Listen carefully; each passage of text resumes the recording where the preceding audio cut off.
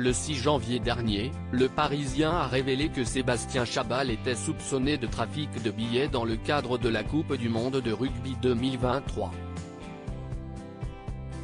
Dans un communiqué relayé sur Instagram ce samedi 7 janvier 2023, la star du ballon ovale a réfuté ces accusations.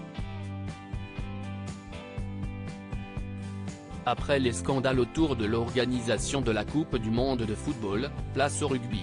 Cette année, la France accueille la Coupe du monde de rugby.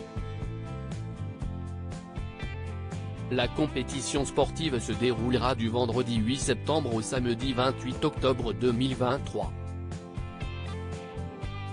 Au programme, 48 matchs pour 51 jours de fête. À cette occasion, Sébastien Chabal, ancien joueur du 15 de France, a été nommé ambassadeur de l'événement. Selon les informations du Parisien, publiées le 6 janvier dernier, la star du ballon ovale aurait bénéficié d'un très large quota de billets. L'ancien sportif aurait acheté une centaine de places destinées à la revente, alors qu'une limite de 8 billets achetés par un salarié du comité d'organisation avait été initialement fixée. De quoi laisser penser qu'il serait impliqué dans un vaste trafic de billets.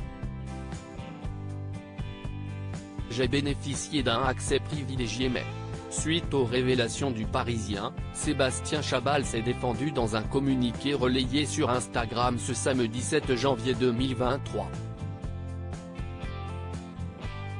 Si l'ancien joueur de rugby reconnaît avoir bénéficié d'un accès privilégié pour acheter plus de billets, il réfute toute irrégularité. Arrêtons dès maintenant la rumeur qui pourrait courir. Ce poste d'ambassadeur est bénévole. Avant même que la France soit désignée, il était pour moi hors de question d'être rémunéré. Mes activités professionnelles d'aujourd'hui me permettent de subvenir à mes besoins. Je suis bien conscient d'être encore aujourd'hui un privilégié, a-t-il expliqué, avant de revenir plus en détail sur les accusations de trafic de billets.